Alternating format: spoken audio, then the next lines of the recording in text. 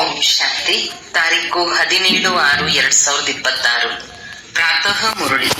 ಮಧುರ ಮಕ್ಕಳೇ, ಸೂರ್ಯವಂಶಿ ರಾಜ್ಯ ಪದವಿಯನ್ನು ಪಡೆಯಲು ತಮ್ಮದೆಲ್ಲವನ್ನೂ ತಂದೆಗೆ ಸ್ವಾಹ ಮಾಡಿರಿ. ಸೂರ್ಯವಂಶಿ ರಾಜ್ಯ ಪದವಿ ಅರ್ಥಾತ್ ಏರ್ ಕಂಡೀಷನ್ ಟಿಕೆಟ್. ಪ್ರಶ್ನೆ: ಪ್ರಪಂಚದಲ್ಲಿ ನೀವು ಮಕ್ಕಳಿಗಿಂತಲೂ ಅದೃಷ್ಟವಂತರು ಯಾರೂ ಇಲ್ಲ, ಏಕೆ? ಉತ್ತರ: ನೀವು ಮಕ್ಕಳ ಸಮ್ಮುಖದಲ್ಲಿ ಬೇಹದ್ದಿನ ತಂದೆ ಇದ್ದಾರೆ. ಅವರಿಂದ ನಿಮಗೆ ಆಸ್ತಿಯೂ ಸಿಗುತ್ತದೆ.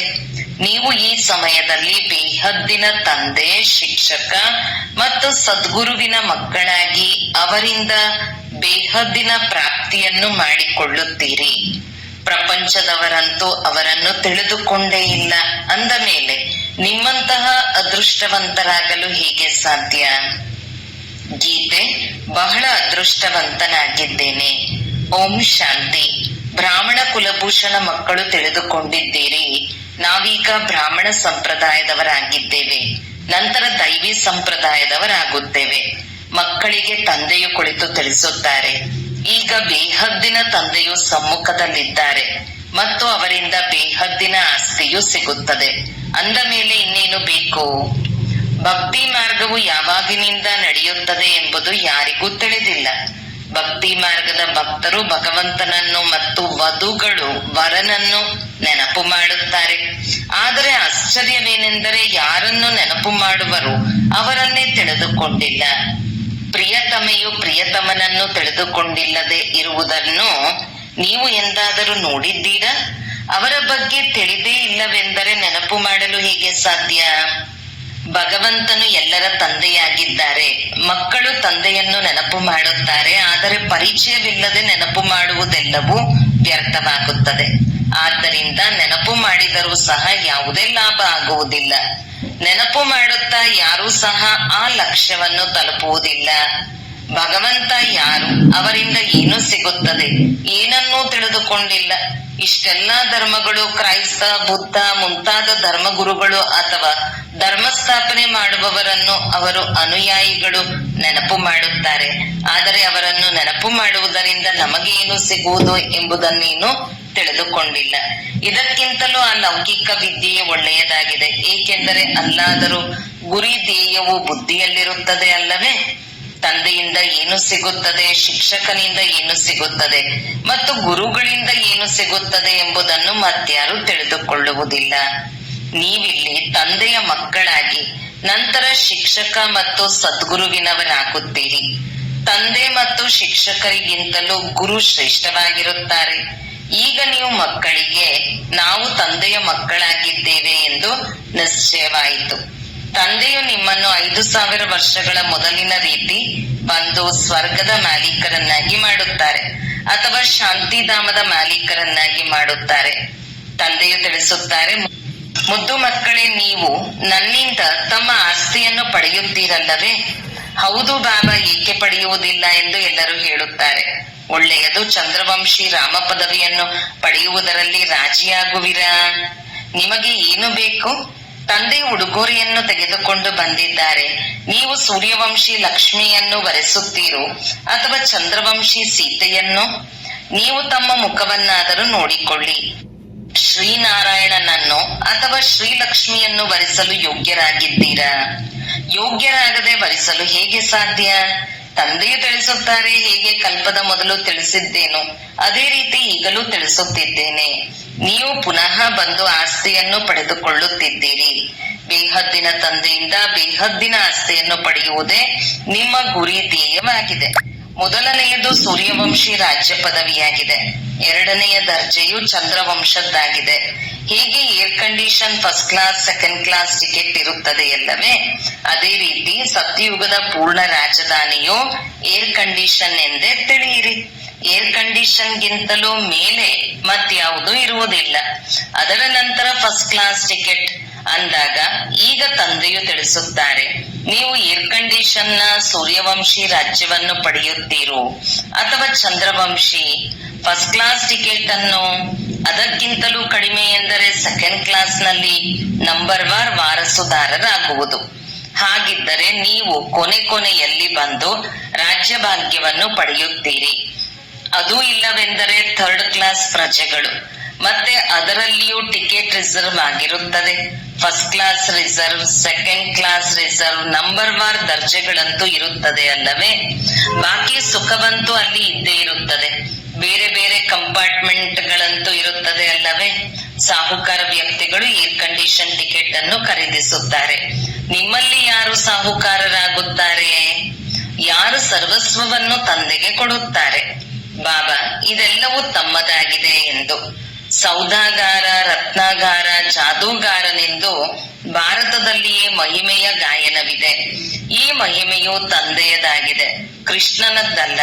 ಕೃಷ್ಣನಂತೂ ಆಸ್ತಿಯನ್ನು ಪಡೆದುಕೊಂಡನು, ಸತ್ಯಯುಗದಲ್ಲಿ ಪ್ರಾರಬ್ಧವನ್ನು ಪಡೆದನು. ಅವನು ಸಹ ತಂದೆಯ ಮಗುವಾದನು. ಎಲ್ಲಿಂದಲೂ ಪ್ರಾರಬ್ಧವನ್ನು ಪಡೆದಿರಬೇಕಲ್ಲವೇ. ಲಕ್ಷ್ಮೀನಾರಾಯಣರು ಸತ್ಯಯುಗದಲ್ಲಿ ಪ್ರಾರಬ್ಧವನ್ನು ಭೋಗಿಸುತ್ತಾರೆ. ಈಗ ನೀವು ಮಕ್ಕಳು ಚೆನ್ನಾಗಿ ತಿಳಿದುಕೊಂಡಿದ್ದೀರಿ.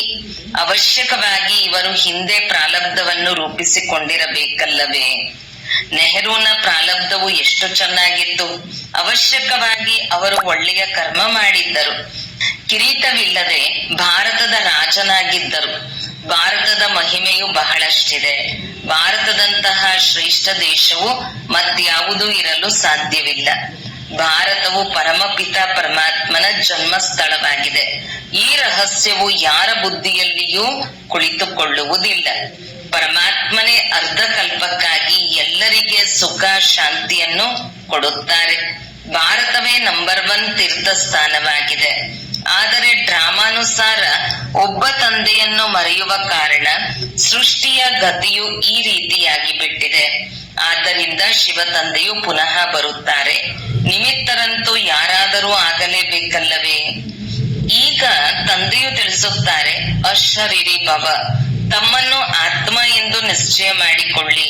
ನಾನು ಆತ್ಮನು ಯಾರ ಸಂತಾನ ಆಗಿದ್ದೇನೆ ಎಂಬುದನ್ನು ಯಾರು ತಿಳಿದುಕೊಂಡಿಲ್ಲ. ಆಶ್ಚರ್ಯ ಅಲ್ಲವೇ. ಓ ಗಾಡ್ ಫಾದರ್, ದಯೆ ತೋರಿಸಿ ಎಂದು ಹೇಳುತ್ತಾರೆ. ಶಿವ ಜಯಂತಿಯನ್ನು ಆಚರಿಸುತ್ತಾರೆ. ಆದರೆ ಅವರು ಯಾವಾಗ ಬಂದಿದ್ದರು ಎಂಬುದು ಯಾರಿಗೂ ತಿಳಿದಿಲ್ಲ.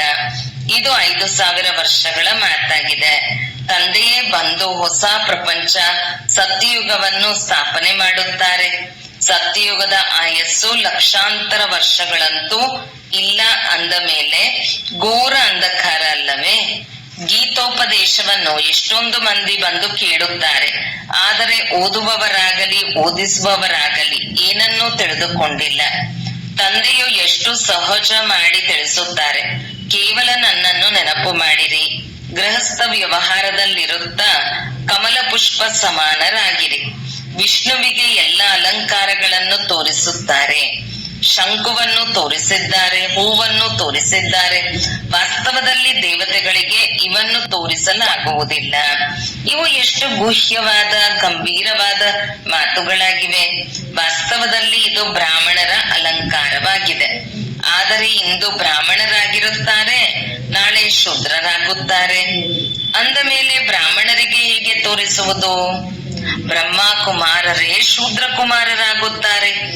ಇದರಲ್ಲಿ ಮಾಯೆಯು ತಡ ಮಾಡುವುದಿಲ್ಲ.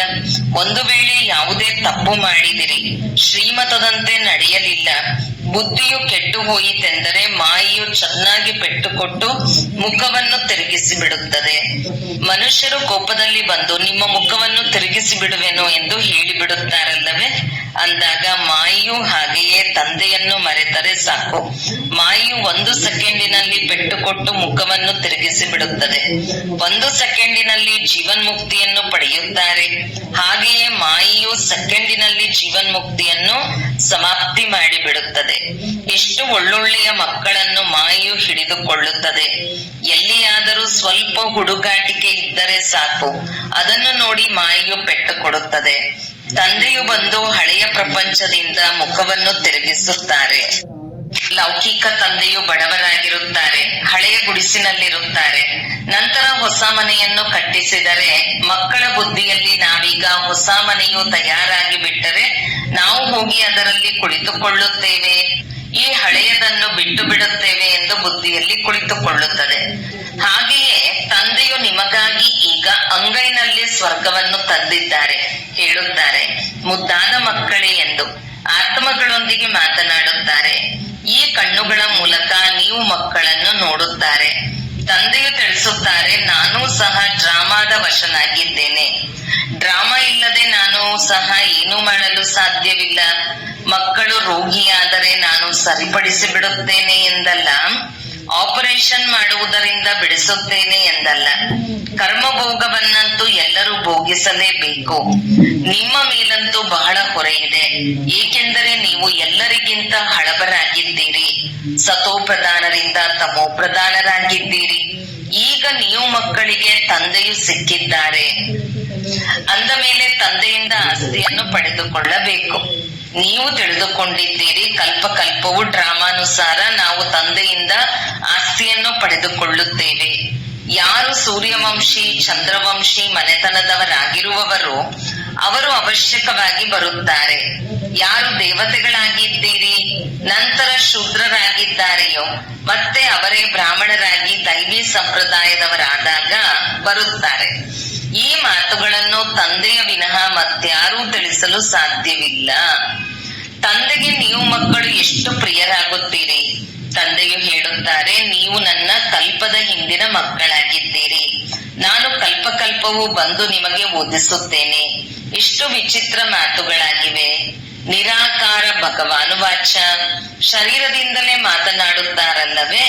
ಶರೀರವು ಬೇರೆಯಾಗಿ ಬಿಟ್ಟರೆ ಆತ್ಮವು ಮಾತನಾಡಲು ಸಾಧ್ಯವಿಲ್ಲ. ಆತ್ಮವು ಭಿನ್ನವಾಗಿ ಬಿಡುತ್ತದೆ. ಈಗ ತಂದೆಯು ಹೇಳುತ್ತಾರೆ, ಅಶರೀರಿ ಭವ. ಪ್ರಾಣಾಯಾಮ ಇತ್ಯಾದಿಗಳನ್ನು ಮಾಡಬೇಕೆಂದಲ್ಲ, ತಿಳಿದುಕೊಳ್ಳಿ ನಾನಾತ್ಮ ಅವಿನಾಶಿಯಾಗಿದ್ದೇನೆ. ನಾನಾತ್ಮನಲ್ಲಿ 84 ಜನ್ಮಗಳ ಪಾತ್ರವು ತುಂಬಿದೆ. ತಂದೆಯು ಹೇಳುತ್ತಾರೆ, ನಾನಾತ್ಮನು ಯಾವ ಪಾತ್ರ ಮಾಡುತ್ತೇನೆಯೋ ಅದೆಲ್ಲಾ ಪಾತ್ರವು ತುಂಬಲ್ಪಟ್ಟಿದೆ. ಭಕ್ತಿ ಮಾರ್ಗದಲ್ಲಿ ಪಾತ್ರ ನಡೆಯುತ್ತದೆ. ಮತ್ತೆ ಜ್ಞಾನ ಮಾರ್ಗದಲ್ಲಿ ಇಲ್ಲಿ ಬಂದು ಜ್ಞಾನವನ್ನು ಕೊಡುತ್ತೇನೆ. ಭಕ್ತಿ ಮಾರ್ಗದವರಿಗೆ ಜ್ಞಾನದ ಬಗ್ಗೆ ತಿಳಿದಿರುವುದಿಲ್ಲ. ಯಾರಾದರೂ ಸರಾಯಿಯನ್ನೇ ಕುಡಿದಿಲ್ಲವೆಂದರೆ ಅದರ ರುಚಿಯು ಹೇಗೆ ತಿಳಿಯುತ್ತದೆ? ಜ್ಞಾನವನ್ನು ಸಹ ತಿಳಿದುಕೊಂಡಾಗಲೇ ಅದು ಅರ್ಥವಾಗುತ್ತದೆ. ಜ್ಞಾನದಿಂದ ಸದ್ಗತಿಯಾಗುತ್ತದೆ ಅಂದ ಮೇಲೆ ಅವಶ್ಯಕವಾಗಿ ಜ್ಞಾನ ಸಾಗರನ್ನೇ ಸದ್ಗತಿ ಮಾಡುತ್ತಾರೆ. ನಾನು ಸರ್ವರ ಸದ್ಗತಿದಾತನಾಗಿದ್ದೇನೆಂದು ತಂದೆಯು ಹೇಳುತ್ತಾರೆ. ಸರ್ವೋದಯ ಲೀಡರ್ ಆಗಿದ್ದಾರಲ್ಲವೇ. ಎಷ್ಟೊಂದು ಭಿನ್ನ ಭಿನ್ನ ಪ್ರಕಾರದವರಿದ್ದಾರೆ. ವಾಸ್ತವದಲ್ಲಿ ಸರ್ವರ ಮೇಲೆ ದಯೆ ತೋರುವವರು ತಂದೆಯಾಗಿದ್ದಾರೆ. ಹೇ ಭಗವಂತ, ದಯೆ ತೋರಿಸಿ ಎಂದು ತಂದೆಯೊಂದಿಗೆ ಹೇಳುತ್ತಾರೆ. ಅಂದ ಮೇಲೆ ಎಲ್ಲರ ಮೇಲೆ ದಯೆ ತೋರಿಸುವವರು ಆ ತಂದೆಯೇ ಆಗಿದ್ದಾರೆ. ಉಳಿದೆಲ್ಲರೂ ಒಂದು ಮಿತವಾದ ದಯೆ ತೋರಿಸುವವರಾಗಿದ್ದಾರೆ. ತಂದೆಯಂತೂ ಇಡೀ ಪ್ರಪಂಚವನ್ನು ಸತೋಪ್ರಧಾನವನ್ನಾಗಿ ಮಾಡುತ್ತಾರೆ. ಅದರಲ್ಲಿ ತತ್ವಗಳು ಸಹ ಸತೋಪ್ರಧಾನವಾಗಿ ಬಿಡುತ್ತದೆ. ಇದು ಪರಮಾತ್ಮನ ಕಾರ್ಯವೇ ಆಗಿದೆ. ಅಂದಾಗ ಸರ್ವೋದಯ ಎಂಬುದಕ್ಕೆ ಎಷ್ಟು ದೊಡ್ಡ ಅರ್ಥವಿದೆ. ಅವರು ಎಲ್ಲರ ಮೇಲೂ ದಯೆ ತೋರಿಸಿಬಿಡುತ್ತಾರೆ. ಸ್ವರ್ಗದ ಸ್ಥಾಪನೆಯಲ್ಲಿ ಯಾರು ದುಃಖಿಯಾಗುವುದಿಲ್ಲ. ಅಲ್ಲಿ ನಂಬರ್ 1 ಪೀಠೋಪಕರಣಗಳು, ವೈಭವ ಎಲ್ಲವೂ ಸಿಗುತ್ತವೆ. ದುಃಖ ಕೊಡುವಂತ ಪ್ರಾಣಿಗಳಾಗಲಿ ನೊಣಗಳಾಗಲಿ ಯಾವುದೂ ಇರುವುದಿಲ್ಲ. ಅಲ್ಲಿಯೂ ಹಿರಿಯ ವ್ಯಕ್ತಿಗಳ ಮನೆಯಲ್ಲಿ ಎಷ್ಟೊಂದು ಸ್ವಚ್ಛತೆ ಇರುತ್ತದೆ. ನೀವೆಂದೂ ನೊಣಗಳನ್ನು ನೋಡುವುದಿಲ್ಲ. ಯಾವುದೇ ಸೊಳ್ಳೆ ಇತ್ಯಾದಿಗಳು ಒಳಗೆ ನುಗ್ಗಲು ಸಾಧ್ಯವಿಲ್ಲ. ಸತ್ಯಯುಗದಲ್ಲಿ ಒಳ ಪ್ರವೇಶಿಸಲು ಯಾವುದಕ್ಕೂ ಶಕ್ತಿ ಇರುವುದಿಲ್ಲ. ಕೊಳಕು ಮಾಡುವಂತಹ ಪ್ರಾಣಿ ಪಕ್ಷಿಗಳು ಅಲ್ಲಿ ಇರುವುದೇ ಇಲ್ಲ. ಸ್ವಾಭಾವಿಕ ಹೂಗಳ ಸುಗಂಧವಿರುತ್ತದೆ. ನಿಮಗೆ ಸೂಕ್ಷ್ಮವತನದಲ್ಲಿ ತಂದೆಯು ಶೂಬಿ ರಸವನ್ನು ಕುಡಿಸುತ್ತಿದ್ದರು. ಈಗ ಸೂಕ್ಷ್ಮವತನದಲ್ಲಿ ಏನೂ ಇಲ್ಲ. ಇದೆಲ್ಲವೂ ಕೇವಲ ಸಾಕ್ಷಾತ್ಕಾರವಾಗಿದೆ. ವೈಕುಂಠದಲ್ಲಿ ಎಷ್ಟು ಒಳ್ಳೊಳ್ಳೆಯ ಹೂಗಳು, ಉದ್ಯಾನವನ ಇತ್ಯಾದಿಗಳಿರುತ್ತವೆ. ಸೂಕ್ಷ್ಮವತನದಲ್ಲಿ ಇದೇನೂ ಇಲ್ಲ. ಇದೆಲ್ಲವೂ ಸಾಕ್ಷಾತ್ಕಾರವಾಗಿದೆ. ಇಲ್ಲಿ ಕುಳಿತಿದ್ದರೂ ಸಹ ನೀವು ಸಾಕ್ಷಾತ್ಕಾರ ಮಾಡುತ್ತೀರಿ. ಗೀತೆಯು ಬಹಳ ಸುಂದರವಾಗಿದೆ. ನೀವು ತಿಳಿದುಕೊಂಡಿದ್ದೀರಿ, ನಮಗೆ ತಂದೆಯೂ ಸಿಕ್ಕಿದ್ದಾರೆ. ಅಂದ ಮೇಲೆ ನಮಗೆ ಇನ್ನೇನು ಬೇಕು? ಬೇಹದ್ದಿನ ತಂದೆಯಿಂದ ಬೇಹದ್ದಿನ ಆಸ್ತಿಯನ್ನು ಪಡೆದುಕೊಳ್ಳುತ್ತೀರಿ. ಅಂದ ಮೇಲೆ ತಂದೆಯನ್ನು ನೆನಪು ಮಾಡಬೇಕು ಅಲ್ಲವೇ? ತಂದೆಯ ಮತವು ಪ್ರಸಿದ್ಧವಾಗಿದೆ. ಶ್ರೀಮತದಿಂದಲೇ ನಾವು ಶ್ರೇಷ್ಠಾತಿ ಶ್ರೇಷ್ಠರಾಗುತ್ತೇವೆ. ಉಳಿದೆಲ್ಲರದು ಆಸುರಿ ಮತವಾಗಿದೆ. ಆದ್ದರಿಂದ ಸತ್ಯಯುಗದಲ್ಲಿ ಸದಾ ಸುಖವಿತ್ತು, ಲಕ್ಷ್ಮೀನಾರಾಯಣರ ರಾಜ್ಯವಿತ್ತು ಎಂಬುದನ್ನು ಅವರು ತಿಳಿದುಕೊಳ್ಳುವುದೇ ಇಲ್ಲ. ಬಾಲ್ಯದಲ್ಲಿ ಅವರೇ ರಾಧಾಕೃಷ್ಣರಾಗಿದ್ದರು. ಆದರೆ ಅವರ ಚರಿತ್ರೆ ಏನು? ಸ್ವರ್ಗದಲ್ಲಂತೂ ಎಲ್ಲಾ ಮಕ್ಕಳು ಬಹಳ ಸುಂದರರಾಗಿರುತ್ತಾರೆ. ಚಂಚಲತೆಯ ಯಾವುದೇ ಮಾತುಗಳು ಇರುವುದಿಲ್ಲ. ಒಳ್ಳೆಯದು, ಮಧುರ, ಅತಿ ಮಧುರ, ಅಗಲಿ ಹೋಗಿ ಮರಳಿ ಸಿಕ್ಕಿರುವ ಮಕ್ಕಳ ಪ್ರತಿ ಮಾತಾಪಿತಾ ಬಾಪ್ದಾದರವರ ನೆನಪು, ಪ್ರೀತಿ ಹಾಗೂ ಸುಪ್ರಭಾತ. ಆತ್ಮಿಕ ಮಕ್ಕಳಿಗೆ ಆತ್ಮಿಕ ತಂದೆಯ ನಮಸ್ತೆ. ಧಾರಣೆಗಾಗಿ ಮುಖ್ಯ ಸಾರ. 1. ಈ ಹಳೆಯ ಪ್ರಪಂಚದಿಂದ ಮುಖವನ್ನು ತಿರುಗಿಸಿಕೊಂಡಿದ್ದೀರಿ ಅಂದ ಮೇಲೆ ಪುನಃ ಮಾಯೆಯು ತನ್ನ ಕಡೆ ತಿರುಗಿಸುವಂತಹ ಯಾವುದೇ ತಪ್ಪನ್ನು ಮಾಡಬಾರದು. ಶ್ರೀಮತದ ಉಲ್ಲಂಘನೆ ಮಾಡಬಾರದು. ತಂದೆಯಿಂದ ಪೂರ್ಣ ಆಸ್ತಿಯನ್ನು ಪಡೆದುಕೊಳ್ಳಬೇಕು. 2. ತಂದೆಗೆ ತಮ್ಮದೆಲ್ಲವನ್ನೂ ಸ್ವಾಹ ಮಾಡಿ ಪಕ್ಕಾ ವಾರಸುದಾರನಾಗಿರಿ. ಸತ್ಯಯುಗಿ ಏರ್ ಕಂಡೀಷನ್ ಟಿಕೆಟ್ ಪಡೆದುಕೊಳ್ಳಬೇಕು. ಗುರಿ ಧ್ಯೇಯವನ್ನು ಬುದ್ಧಿಯಲ್ಲಿಟ್ಟುಕೊಂಡು ಪುರುಷಾರ್ಥ ಮಾಡಬೇಕು.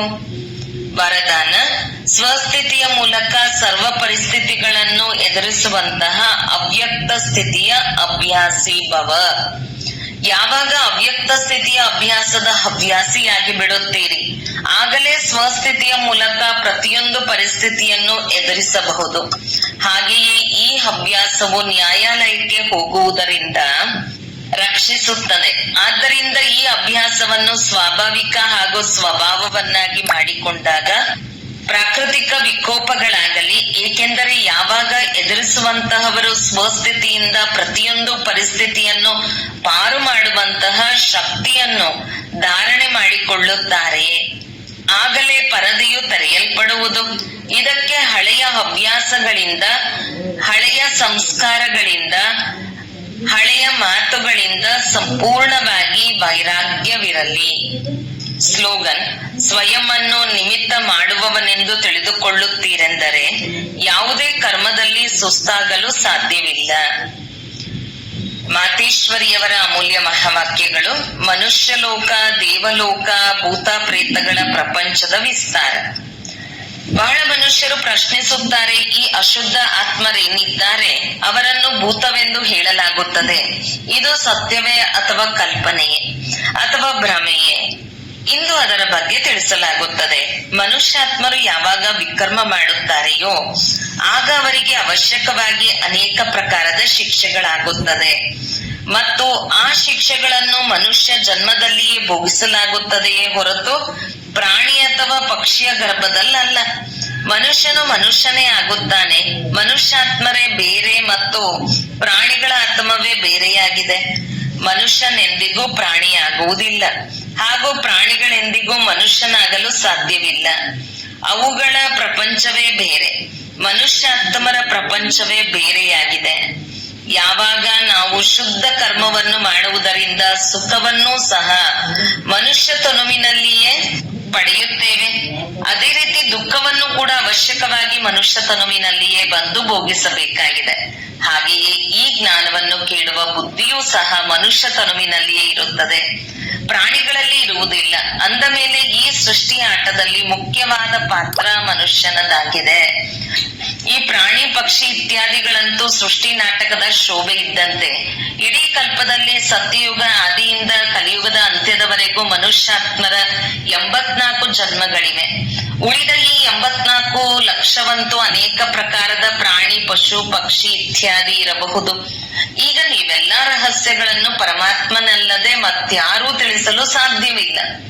ಆತ್ಮರುಗಳು ನಿವಾಸ ಸ್ಥಾನ ಬ್ರಹ್ಮತತ್ವ ಅರ್ಥಾತ್ ನಿರಾಕಾರಿ ಪ್ರಪಂಚವಾಗಿದೆ. ಉಳಿದಂತಹ ಈ ಎಲ್ಲಾ ಪ್ರಾಣಿಗಳ ಆತ್ಮಗಳು ಬ್ರಹ್ಮ ಮಹಾತತ್ವದಲ್ಲಿ ಹೋಗಲು ಸಾಧ್ಯವಿಲ್ಲ. ಅವು ಈ ಆಕಾಶ ತತ್ವದಲ್ಲಿಯೇ ಪಾತ್ರವನ್ನು ಅಭಿನಯಿಸುತ್ತದೆ. ಅವುಗಳಲ್ಲಿಯೂ ಮರ್ಜ್, ಎಮರ್ಜ್, ವಿಸ್ಮೃತಿ, ಸ್ಮೃತಿಯ ಮತ್ತು ಸತೋ ರಜೋ ತಮೋದಲ್ಲಿ ಬರುವ ಪಾತ್ರವಿರುತ್ತದೆ. ಆದ್ದರಿಂದ ನಾವು ಪ್ರಕೃತಿಯ ಬಗ್ಗೆ ಹೆಚ್ಚು ವಿಸ್ತಾರದಲ್ಲಿ ಹೋಗುವುದಕ್ಕೆ ಮೊದಲು ಸ್ವಯಂ ಆತ್ಮನ ಕಲ್ಯಾಣವನ್ನು ಮಾಡಿಕೊಳ್ಳಬೇಕು. ಅರ್ಥಾತ್ ಮನ್ಮನಾಭವ. ಈಗ ಮನುಷ್ಯಾತ್ಮನ ಬಗ್ಗೆ ತಿಳಿದುಕೊಳ್ಳುವುದಕ್ಕೆ ಬರುತ್ತೇವೆ. ಯಾವ ಆತ್ಮರು ಅಶುದ್ಧ ಕರ್ಮವನ್ನು ಮಾಡುವುದರಿಂದ ವಿಕರ್ಮಗಳಾಗುತ್ತವೆ, ಅವು ತನ್ನ ಅಶುದ್ಧ ಸಂಸ್ಕಾರದ ಅನುಸಾರ ಜನನ ಮರಣ ಚಕ್ರದಲ್ಲಿ ಬರುತ್ತಾ ಆದಿ ಮಧ್ಯ ಅಂತ್ಯ ಅರ್ಥಾತ್ ತಾನು ಮಾಡಿರುವ ವಿಕರ್ಮಗಳ ಸಾಕ್ಷಾತ್ಕಾರವು ಸಾಯುವ ಸಮಯದಲ್ಲಿ ನೋಡುತ್ತಾ ಸೂಕ್ಷ್ಮದಲ್ಲಿ ಶಿಕ್ಷೆಯನ್ನು ಅನುಭವಿಸುತ್ತಾರೆ. ಈ ಸ್ವಲ್ಪ ಸಮಯದಲ್ಲಿ ಅನೇಕ ಜನ್ಮಗಳ ದುಃಖದ ಅನುಭೂತಿಯಾಗುವುದು. ಅನಂತರ ಶರೀರವನ್ನು ಬಿಟ್ಟು ಹೋಗಿ ಗರ್ಭ ಜೈಲಿನಲ್ಲಿ ದುಃಖವನ್ನು ಅನುಭವಿಸುತ್ತಾರೆ. ಅನಂತರ ಸಂಸ್ಕಾರದ ಅನುಸಾರ ಅಂತಹ ಮಾತಾಪಿತನ ಬಳಿ ಜನ್ಮವನ್ನು ಪಡೆದು ತನ್ನ ಜೀವನದಲ್ಲಿ ಅಲ್ಲಿಯೇ ಸುಖ ದುಃಖವನ್ನು ಅನುಭವಿಸುತ್ತಾರೆ. ಇದಕ್ಕೆ ಆದಿ ಮಧ್ಯ ಅಂತ್ಯ ಎಂದು ಹೇಳಲಾಗುತ್ತದೆ. ಆದರೆ ಕೆಲವು ಆತ್ಮಗಳು ಶರೀರವನ್ನು ಧಾರಣೆ ಮಾಡದೆ ಆಕಾರಿ ರೂಪದಲ್ಲಿದ್ದು ಈ ಆಕಾಶ ತತ್ವದಲ್ಲಿಯೇ ಭೂತವಾಗಿ ಅಲೆದಾಡುತ್ತಾ ಇರುತ್ತಾರೆ. ಇದು ಸಹ ಒಂದು ಶಿಕ್ಷೆಯಾಗಿದೆ, ಅರ್ಥಾತ್ ಭೋಗಿಸುವುದೇ ಆಗಿದೆ. ಯಾರ ಜೊತೆ ಆ ಅಶುದ್ಧ ಜೀವಾತ್ಮರ ಲೆಕ್ಕಾಚಾರ ಇರುತ್ತದೆಯೋ ಅವರಲ್ಲಿ ಪ್ರವೇಶ ಮಾಡಿ ಅವರಿಗೆ ದುಃಖ ಕೊಡುತ್ತದೆ. ಅರ್ಥಾತ್ ಲೆಕ್ಕಾಚಾರವನ್ನು ಪೂರ್ಣಗೊಳಿಸಿದ ನಂತರ ಹೋಗಿ ತನ್ನ ಶರೀರವನ್ನು ಧಾರಣೆ ಮಾಡುತ್ತದೆ. ಕೆಲವು ಜೀವಾತ್ಮರಂತೂ ಯಾರಲ್ಲಿ ಪ್ರವೇಶ ಮಾಡುತ್ತದೆಯೋ ಅವರಿಗೆ ಬಹಳ ಪೆಟ್ಟು ಕೊಡುತ್ತದೆ, ಬಹಳ ಕಷ್ಟ ಕೊಡುತ್ತದೆ. ಆದರೆ ಇವೆಲ್ಲವೂ ಲೆಕ್ಕಾಚಾರಗಳಲ್ಲಿ ಭೋಗಿಸುವ ಪ್ರಕಾರಗಳಾಗಿವೆ. ಅದೆಲ್ಲವನ್ನು ಮನುಷ್ಯ ತನುವಿನಲ್ಲಿಯೇ ಸುಖ ಅಥವಾ ದುಃಖದ ಅನುಭೂತಿಯಾಗುವುದು. ತಮಗೆ ಇದನ್ನಂತೂ ತಿಳಿಸಲಾಗಿದೆ. ಯಾವ ಆತ್ಮವು ಮುಕ್ತಿಧಾಮದಿಂದ ಈ ಸಾಕಾರಿ ಆಟದಲ್ಲಿ ಬರುತ್ತದೆಯೋ ಅದು ಮಧ್ಯದಲ್ಲಿಯೇ ಹಿಂತಿರುಗಿ ಹೋಗಲು ಸಾಧ್ಯವಿಲ್ಲ. ಆದರೆ ಸ್ವಯಂ ಮಾಡಿರುವ ಶುದ್ಧ ಕರ್ಮದ ಅನುಸಾರ ಸಂಸ್ಕಾರವನ್ನು ತೆಗೆದುಕೊಂಡು ಸುಖ ದುಃಖದ ಬಂಧನದಲ್ಲಿ ಬರುತ್ತದೆ. ಎಲ್ಲ ಆತ್ಮರುಗಳು ಪುನರ್ಜನ್ಮವಾಗುತ್ತದೆ, ಆದರೆ ಕೇವಲ ಒಬ್ಬ ಪರಮಾತ್ಮ ಆಗುವುದಿಲ್ಲ. ಒಳ್ಳೆಯದು. ಓಂ ಶಾಂತಿ. ಅವ್ಯಕ್ತ ಸೂಚನೆ: ಸದಾ ಹರ್ಷಿತವಾಗಿರಲು ತಮ್ಮ ಸ್ವಭಾವವನ್ನು ಸರಳ ಮಾಡಿಕೊಳ್ಳಿರಿ, ಸಹನಶೀಲರಾಗಿ. ಬಾಗ್ದಾದರವರಿಗೆ ಎಲ್ಲದಕ್ಕಿಂತ ಪ್ರಿಯ ಸ್ವಚ್ಛ ಹೃದಯದ ಮಕ್ಕಳಾಗಿದ್ದಾರೆ. ಸ್ವಚ್ಛ ಹೃದಯ ಸದಾ ಬಾಗ್ದಾದರವರ ಹೃದಯ ಸಿಂಹಾಸನಾಧೀಶರಾಗಿದ್ದಾರೆ. ಅವರು ವೃತ್ತಿಯಲ್ಲಿ, ದೃಷ್ಟಿಯಲ್ಲಿ, ಮಾತಿನಲ್ಲಿ, ಸಂಬಂಧ ಸಂಪರ್ಕದಲ್ಲಿ ಸರಳ ಮತ್ತು ಸ್ಪಷ್ಟ, ಒಂದು ಸಮಾನ ಕಾಣಿಸುತ್ತದೆ. ಸರಳತೆಯ ಲಕ್ಷಣವಾಗಿದೆ. ಹೃದಯ, ಬುದ್ಧಿ, ಮಾತು ಒಂದೇ ಸಮಾನ. ಹೃದಯದಲ್ಲಿ ಬಂದು ಮಾತಿನಲ್ಲಿ ಇನ್ನೊಂದು. ಈ ಸರಳತೆಯ ಲಕ್ಷಣವೂ ಅಲ್ಲ. ಸರಳ ಸ್ವಭಾವದವರು ಸದಾ ನಿರ್ಮಾಣ ಚಿತ್ತರಾಗಿ ನಿರಹಂಕಾರಿ, ನಿಸ್ವಾರ್ಥಿಯಾಗಿರುತ್ತಾರೆ. ಅವರು ಸರಳ ಚಿತ್ತ, ಸರಳವಾಣಿ, ಸರಳ ವೃತ್ತಿ, ಸರಳ ದೃಷ್ಟಿಯವರಾಗುತ್ತಾರೆ. ಓಂ ಶಾಂತಿ.